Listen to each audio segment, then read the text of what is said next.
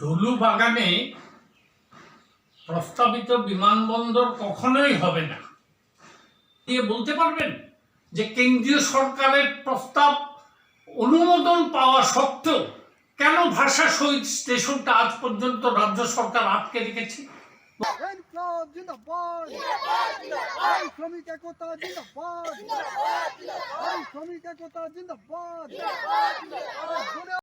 ভাওতাবাজি বন্ধ করো, বন্ধ করো, বন্ধ করো। ডলু টি স্ট্রিটে গ্রিনফিল্ড এয়ারপোর্টের নামে ভাওতাবাজি বন্ধ করো, বন্ধ করো, বন্ধ করো। সরকারি নিয়ম মেনে সেখানে নষ্ট করা বড় গাছের 5 গুণের বেশি গাছ অবিলম্বে লাগাতে হবে।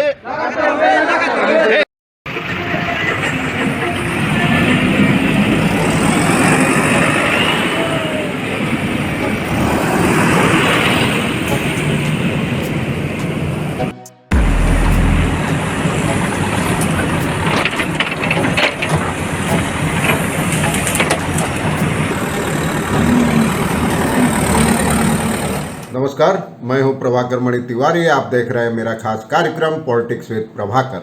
आज एक बार फिर चर्चा असम के सिलचर स्थित डोलू चाय बागान, जिसके 2500 बीघे जमीन का ग्रीनफील्ड एयरपोर्ट के निर्माण के लिए 11 मई को ही असम सरकार ने अधिग्रहण कर दिया था। लेकिन एक बार फिर 28 जुलाई को कांग्रेस सांसद के जवाब में केंद्रीय उड्डयन मंत्री ज्योतिरादित्य सिंधिया ने साफ कर दिया है कि ऐसा कोई प्रस्ताव अब तक केंद्र सरकार को नहीं मिला है। इसके बाद बराक डेमोक्रेटिक फ्रंट के यानी बीडीएफ के संयोजक प्रदीप दत्ता राय ने मुख्यमंत्री हिमंत बिस्वा शर्मा को चुनौती दी है और उन्होंने कहा है कि किसी भी शर्त पर डोलू में ग्रीनफील्ड एयरपोर्ट का निर्माण नहीं होगा, क्योंकि 2.5 महीने से ज़्यादा समय बीतने के बावजूद राज्य सरकार ने ऐसा कोई प्रस्ताव केंद्र को नहीं भेजा है। जबकि पहले कहा गया था कि इसे मंजूरी मिली है, बाद में कहा गया कि पहले ज़मीन अधिग्रहण किया जाएगा, उसके बाद प्रस्ताव भेजा जाएगा, लेकिन ऐसा कुछ नहीं है। उन्होंने कहा है कि मुख्यमंत्री का कहना था कि हाल में पत्रकार सम्मेलन में मुख्यमंत्री ने ये कहा कि अब प्रस्ताव भेजा जाएगा, इसके अलावा वे खुद आकर डोलू के मजदूरों से बातचीत करेंगे। लेकिन उनका कहना है कि इससे साफ हो गया है कि इस मामले में अब तक कोई सरकारी प्रस्ताव केंद्र को नहीं भेजा गया है और बीडीएफ पहले से ही ये बात कहता रहा है। चाय बागान के जमीन के अधिग्रहण का विवाद एक बार फिर गहराने लगा है। इस ताज़ा मामले से जो उड्डयन मंत्री ने कहा है, प्रद्युत बोरदोलोई जो कांग्रेस के सांसद हैं, उनके जवाब में 28 जुलाई को लोकसभा में कि ऐसा कोई प्रस्ताव अब तक नहीं मिला है। देखिए आखिर तक रिपोर्ट। प्रद्युत बोरदोलोई ने क्या कहा था, क्या सवाल किया था, क्या जवाब दिया मंत्री ने, और बीडीएफ के संयोजक प्रदीप दत्ता राय ने अपने प्रेस कॉन्फ्रेंस में क्या क्या कहा, उसके वीडियो भी दिखाऊंगा आपको। आखिर तक देखिए। जैसे तो चैनल को सब्सक्राइब करें, मित्रों परिजनों के साथ शेयर करें और घंटी का निशान भी दबा दें।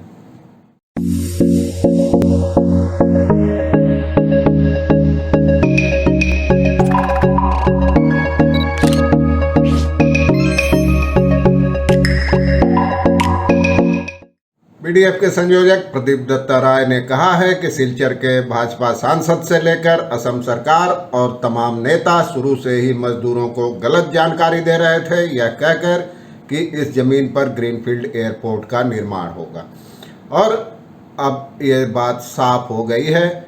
उन्होंने कहा कि हम एयरपोर्ट तो चाहते हैं और इसके लिए आंदोलन भी करेंगे, लेकिन वो एयरपोर्ट बराक में 3 जिलों के बराक घाटी के कहीं और बने, एक हरे भरे बागान को उजाड़ कर नहीं। उन्होंने कहा कि आमतौर पर पहले केंद्र सरकार का अनुमोदन मिलता है, उसके बाद ही जमीन अधिग्रहण का काम होना चाहिए और काम होता है। किसी भी केंद्रीय परियोजना के मामले में यही नियम है।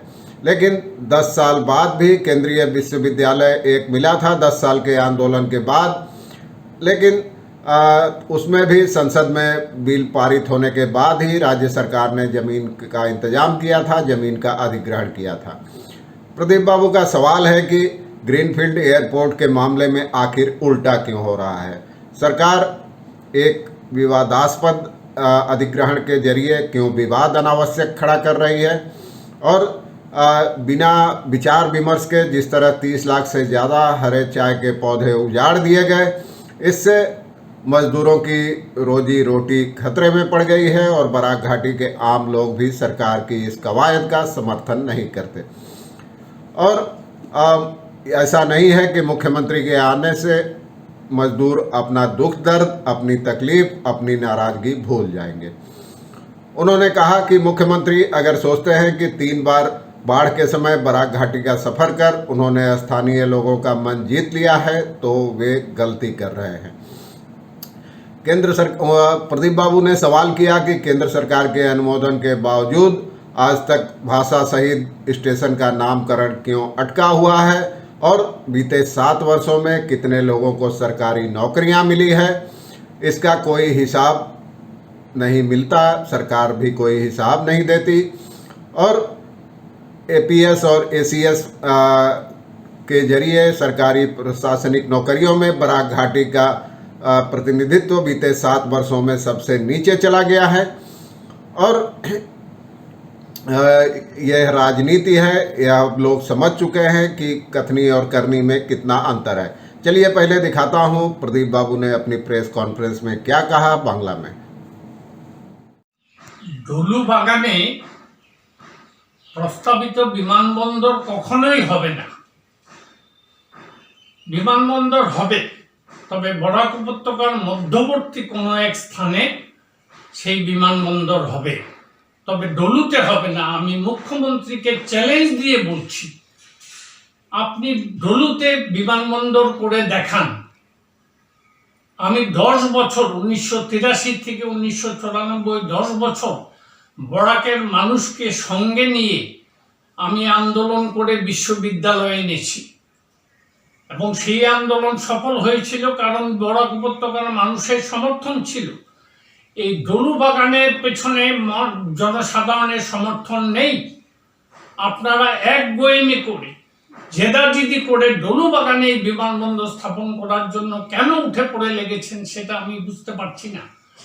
মুখ্যমন্ত্রী যদি মনে করে থাকেন, কারণ মুখ্যমন্ত্রী বলেছেন গতকালকে যে এতদিনে আমরা জমি অধিগ্রহণ করেছি, এখন কেন্দ্রীয় সরকারের কাছে প্রস্তাব পাঠাবো।